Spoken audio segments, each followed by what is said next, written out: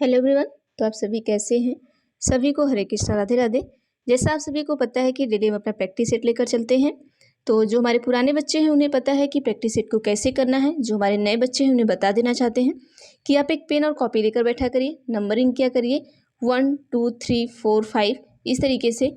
और उसके बाद जब मैं क्वेश्चन पढ़ती हूँ आप भी पढ़ा करिए, अपना उत्तर स्वयं दिया करिए। बाद में जब मैं उत्तर बताती हूँ अगर आपका उत्तर सही होता है तो सही करिए, गलत होता है तो गलत करिए। देखिए, मान लीजिए इसमें से आपने किसी को उत्तर दे दिया, मान लीजिए आपने सी दे दिया और हमने आपको उत्तर डी बता दिया। अब यहाँ पर आपका गलत हो गया तो इसको गलत कर लीजिए। अगर हमने सी ही बता दिया, आपका सही हो गया तो सही करिए। लास्ट में आप काउंट करिए कि आपने कितना नंबर गेन किया है। और प्लीज़ आप सभी कमेंट बॉक्स में कमेंट करके ज़रूर बताया करें। आप सभी कोई भी कमेंट नहीं करता है तो देखिए आपके कमेंट से और आपके लाइक से मुझे मोटिवेशन सिर्फ मिलता है, मुझे कोई पैसे वगैरह नहीं मिलते हैं कि नहीं आप हमें कमेंट कर देंगे, आप हमें लाइक कर देंगे तो हमें पैसे मिलेंगे। तो हमें अच्छा लगता है और हमें मोटिवेशन मिलता है ताकि मैं आपके लिए और भी अच्छी अच्छी वीडियो लाने की कोशिश करूं और भी कंटेंट ढूंढ के अच्छी अच्छी चीज़ आपको दूं। ठीक है, तो चलिए हम अपने क्वेश्चन पे चलते हैं, बाकी आपकी मर्जी है। चलिए क्वेश्चन नंबर 1 पर हम देखते हैं। क्वेश्चन है आपका कि एक अध्यापिका अपने विद्यार्थियों को गणित के सवालों के उत्तर तक पहुंचने की प्रक्रिया को व्याख्या करने के लिए बढ़ावा देती है। ऑप्शन ए है अर्थहीन है, ऑप्शन बी है कभी कभार ही इस्तेमाल की जानी चाहिए, ऑप्शन सी है कि अधिगम की गति को बाधित करेगी, ऑप्शन डी है अधिसंज्ञानात्मक कौशल के विकास में मददगार है। क्वेश्चन को ध्यान से पढ़िएगा। फिर से क्वेश्चन को हम थोड़ा बड़ा करते हैं और इंग्लिश को हम ढक देते हैं क्योंकि हमें हिंदी ही पढ़ाना है। ठीक है, चलिए क्वेश्चन क्या पूछा है कि एक अध्यापिका, जैसे आप अध्यापिका हैं, ठीक है, आप टीचर हैं और विद्यार्थी को क्या करना है, गणित के सवाल के उत्तर तक पहुंचने के लिए, मतलब जैसे कि विद्यार्थी 2+2 आपको बताना है कि 4 होता है। अब बच्चा 2+1+ यहाँ पर वो नहीं जा पा रहा है कि 1 और कर देंगे तो =4 हो जाएगा। तो आप उसको वहाँ तक पहुँचाने के लिए इसमें से ऐसी क्या चीज़ें करेंगे जो उन्हें बढ़ावा देती है, तो उत्तर बताइएगा। तो देखिए हम उन्हें क्या करेंगे कि हेल्प इन डेवलपमेंट स्किल। ठीक है, ऑप्शन नंबर जो डी होगा वो बिल्कुल सही होगा कि अधिसंज्ञानात्मक कौशल के विकास में उन्हें क्या करेंगे, मदद करेंगे। ऑप्शन नंबर डी सही करिएगा। आगे चलते हैं हम अगली वीडियो, मैं हर क्लास में अगली वीडियो करती रहती हूँ। क्वेश्चन है कि कोहल वर्ग के किस चरण में व्यक्ति तर्क करते हैं कि सही कार्यवाही विवेक के स्वयं चुने हुए नैतिक सिद्धांतों द्वारा परिभाषित की जाती है। ऑप्शन ए है अच्छी लड़की अच्छा लड़का अभिविन्यास, ऑप्शन बी है सामाजिक अनुबंध अभिविन्यास, ऑप्शन सी है कि सामाजिक व्यवस्था बनाने का अभिविन्यास, ऑप्शन डी है सार्वभौमिक नैतिक सिद्धांत अभिविन्यास। तो उत्तर क्या होगा आप सभी दीजिएगा। क्वेश्चन को आप सभी 2 बार पढ़ा करिए। अगर सीडीपी में आपने या फिर सीटेट के किसी भी सब्जेक्ट में आपने क्वेश्चन को ध्यान से पढ़ लिया, क्वेश्चन अगर आपको सही तरीके से समझ आ गया तो उत्तर देने में कोई दिक्कत नहीं होगा। तो इसलिए हम आपको बार बार कहते हैं कि आप क्वेश्चन 1 से 2 बार, 2 से 3 बार, अगर आपको ऑप्शन नहीं समझ में आ रहा है ना, पहले पेपर में भी बैठा करिए तो क्वेश्चन पढ़ा करिए। पहले क्वेश्चन 2 से 3 बार पढ़ेंगे, आपको ऑटोमेटिक क्या होगा, आंसर आपके दिमाग में घुसने लगेगा। तो देखिए यहाँ पर जो उत्तर होगा, यहाँ पर अभी हमारा ऑप्शन नंबर डी ही सही होगा, सार्वभौमिक नैतिक सिद्धांत अभिविन्यास। क्वेश्चन क्या था कि कोहल वर्ग के किस चरण में व्यक्ति तर्क करते हैं कि सही कार्यवाही विवेक के स्वयं चुने हुए नैतिक सिद्धांतों द्वारा परिभाषित की जाती है। तो जो हमारा सार्वभौमिक नैतिक सिद्धांत अभिविन्यास होता है, इसमें व्यक्ति क्या करता है कि तर्क करते हैं। ठीक है, तो ऑप्शन नंबर डी सही करिएगा। आगे चलते हैं हम क्वेश्चन पर। आगे का क्वेश्चन है कि which of the following is an example of use of fine motor skills. Question है कि निम्नलिखित में से कौन सा सूक्ष्म गति कौशल के उपयोग का एक उदाहरण है। ऑप्शन ए है रनिंग दौड़ना, ऑप्शन बी है वॉकिंग चलना, ऑप्शन सी है स्क्रबलिंग घसीट कर लिखना, और ऑप्शन डी है जंपिंग कूदना। तो बताना है कि सूक्ष्म गति कौशल कौन सा आपका है, ये बताना है। तो कमेंट बॉक्स में कमेंट करिएगा कि कौशल कितने प्रकार का होता है।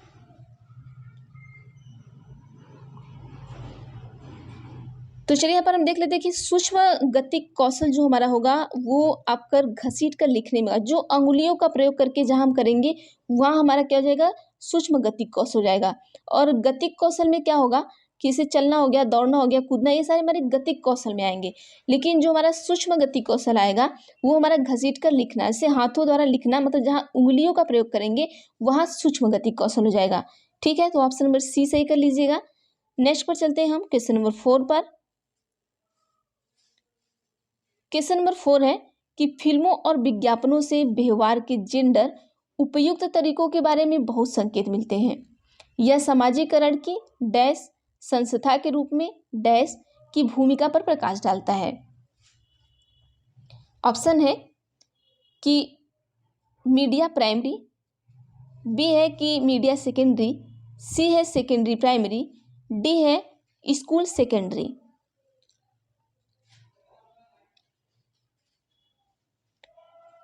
तो चलिए यहाँ पर हम देख लेते हैं यह सामाजिकरण की क्या करता है।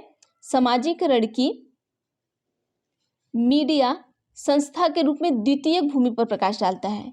ठीक है, मीडिया देखिए, अब यहाँ पर हम आपको बता देना चाहते हैं आप कैसे ढूंढेंगे।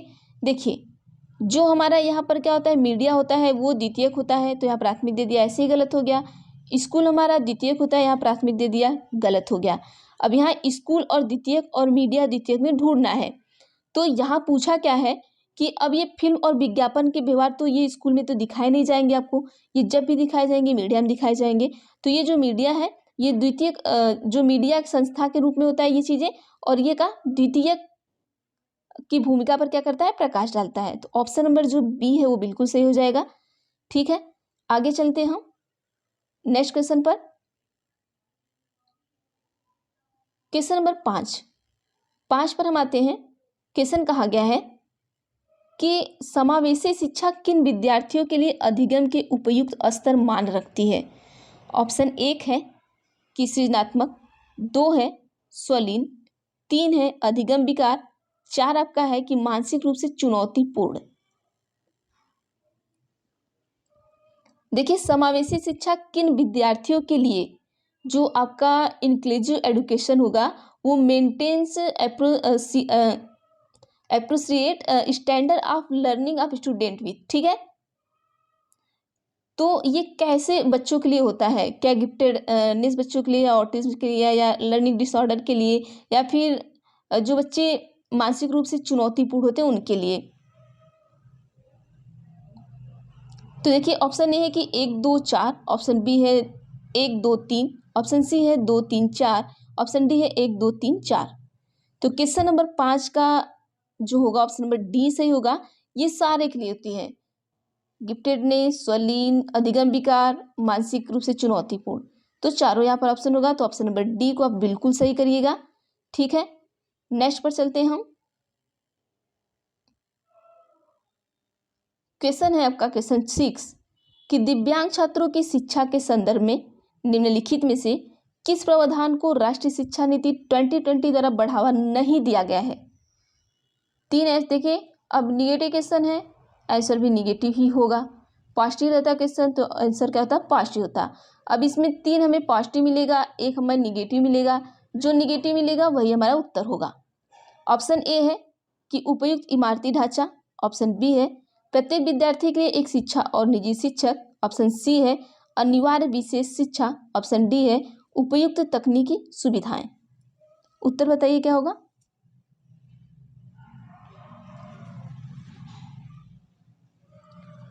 तो चलिए यहाँ पर हम जो उत्तर होगा हम ऑप्शन नंबर सी को सही करेंगे कि अनिवार्य विशेष शिक्षा। 6 का ऑप्शन नंबर सी सही होगा कि कंपलसरी स्पेशल एजुकेशन, ये नीति 2020 द्वारा बढ़ावा नहीं दिया जाता इसको, बाकी सभी चीज़ों को दिया जाता है।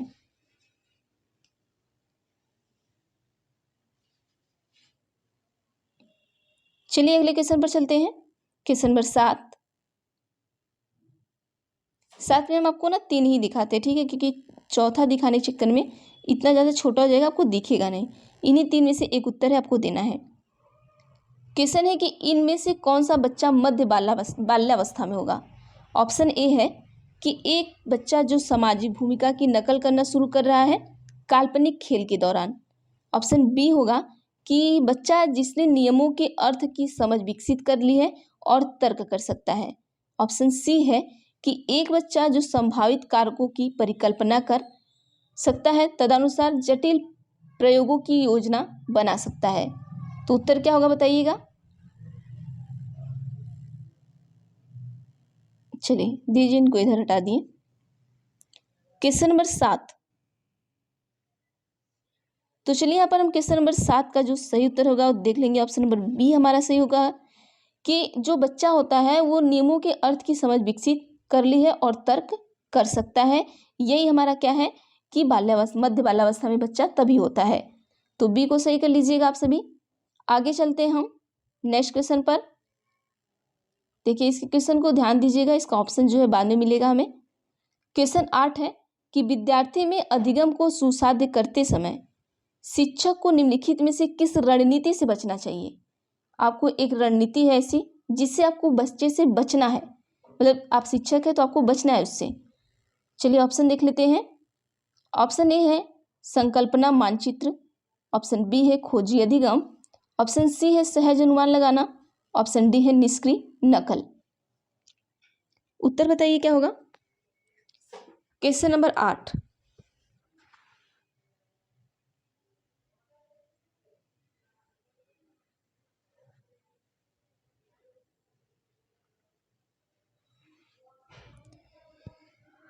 तो देखिए क्वेश्चन नंबर 8 का ऑप्शन नंबर जो डी होगा वो बिल्कुल सही होगा कि निष्क्रिय नकल। क्वेश्चन क्या था, क्वेश्चन था कि रणनीति से बचना चाहिए, तो बच्चा निष्क्रिय रूप से नकल कर रहा है तो इससे बचाना है आपको, या आपको बचना है। तो ऑप्शन नंबर डी सही करिएगा। क्वेश्चन नंबर 9 पर चलते हैं। 9 पर है कि अर्थपूर्ण अधिगम को सुसाध्य करने हेतु सूचना प्रसंस्करण का निम्नलिखित में से कौन सा तत्व सहायक है। ऑप्शन ए है गैर संदर्भीकरण, बी है विस्तारण, सी है आपका उद्दीपन प्रतिक्रिया अनुबंधन, डी है आपका रटकर याद करना। तो देखिए पूछा क्या है कि अर्थपूर्ण अधिगम को सुसाध्य करने हेतु सूचना प्रसंस्करण, ठीक है, कौन सा तत्व सहायक होगा आपका। इंफॉर्मेशन इज हेल्पफुल, जो प्रोसेसिंग इंफॉर्मेशन होता है कौन सा हेल्पफुल होगा वो बताना है आपको।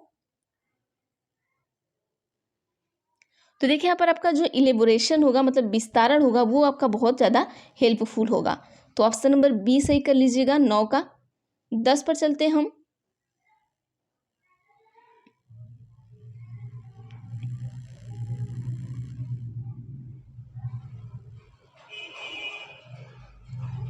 चलिए आपको आई होप दिख रहा होगा, ध्यान से देखिएगा।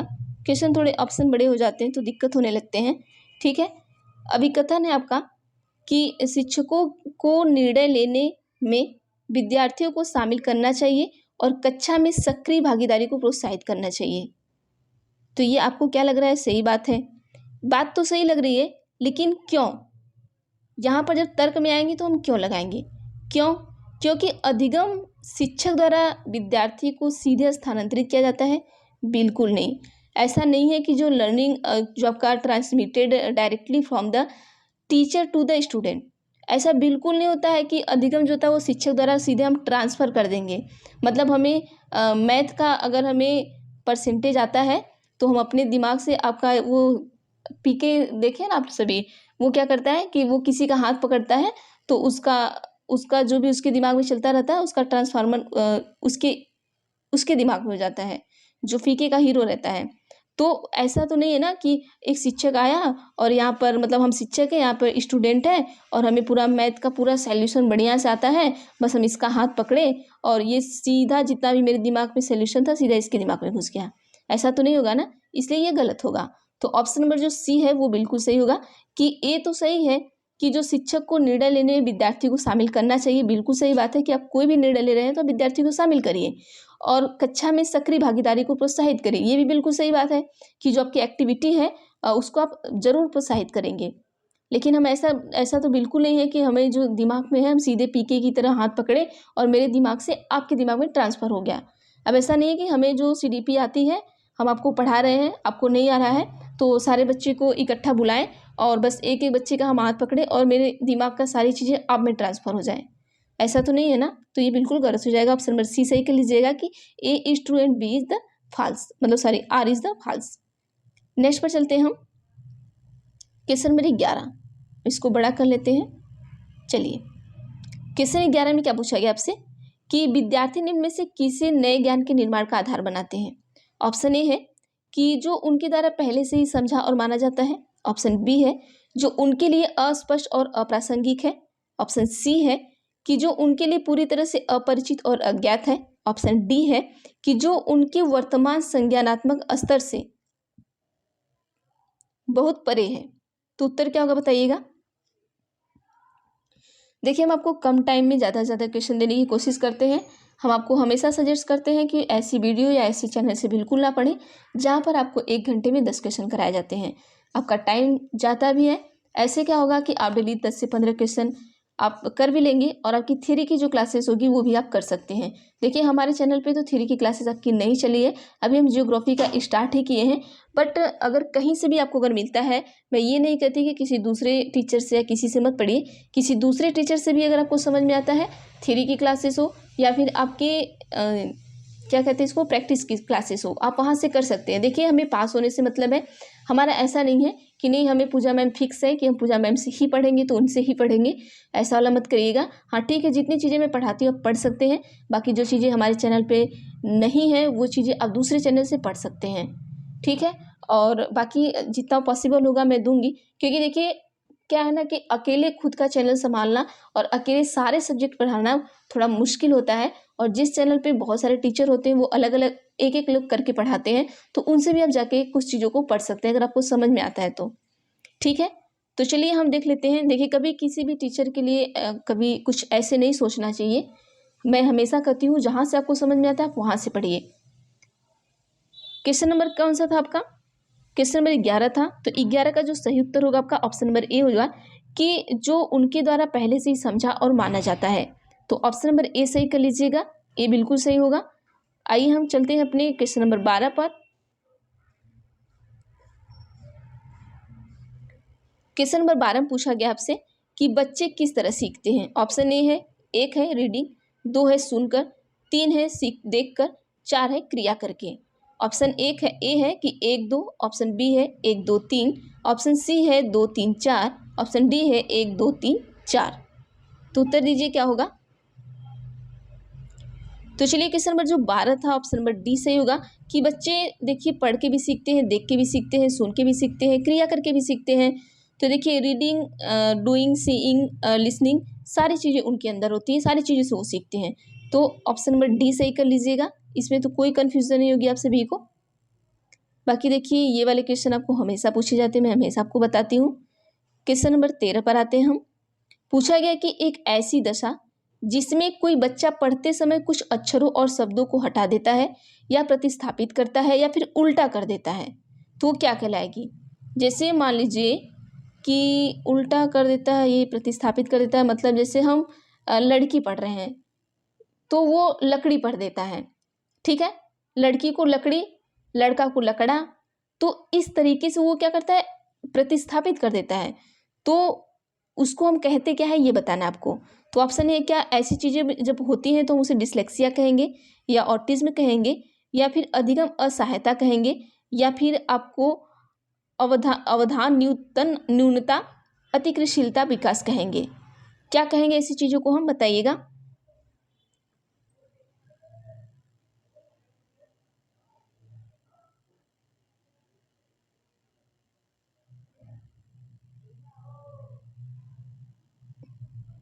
तो देखिए ऐसी चीज़ों को ना हम क्या कहेंगे कि डिसलेक्सिया कहेंगे। जब ऐसी चीज़ें होती है तो उन्हें क्या कहेंगे, डिसलेक्सिया कहेंगे। ऑप्शन नंबर ए सही कर लीजिएगा। चलते हैं क्वेश्चन नंबर 14 पर।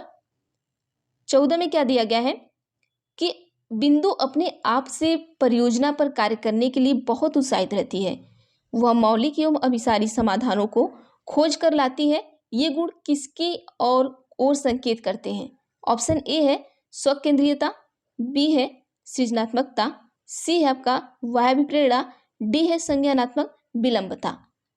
जैसे आप ही हैं, आप अपने आप से परियोजना कार्य पर करने के लिए बहुत उत्साहित हैं, ठीक है। तो वह मौलिक और अभिसारी समाधानों की खोज कर लाती हैं आप। तो ऐसे गुण जो आपके अंदर आ गए हैं तो किसकी ओर संकेत करते हैं। तो ये सिंपल सी बात है कि आपके अंदर क्रिएटिविटी है, तो ये सृजनात्मकता को क्या करेंगे, संकेत करते हैं। तो ऑप्शन नंबर बी सही कर लीजिएगा यहाँ पर सभी। ठीक है, तो ये तो सिंपल बात थी, कोई समझाने वाली चीज़ नहीं थी यहाँ पे। आगे चलिए क्वेश्चन नंबर 15 और लास्ट क्वेश्चन अपना देखते हैं हम। क्वेश्चन है कि आंशिक दृष्टि वाले विद्यार्थियों के लिए निम्न में से कौन सी अधिगम सामग्री उपयुक्त है। ऑप्शन ए है कि बड़े प्रिंट में छपी पुस्तकें, बी है कि त्रिआयामी मानचित्र व चार्ट, और तीसरा है कि छोटे प्रिंट वाले कार्यपत्रक, चौथा आपका है कि सॉफ्टवेयर जो कि मूल पाठ को वाक्य में परिवर्तित करते हैं। ऑप्शन ए है कि 1 2 3 4, ऑप्शन बी है 1 2 4, ऑप्शन सी है 2 3 4, ऑप्शन डी है 1 2 3। उत्तर देते रहिएगा आप सभी।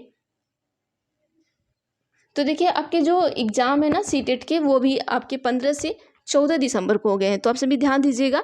और देखिए एक दिन आपके कम हो गए हैं, आप मेहनत करिए।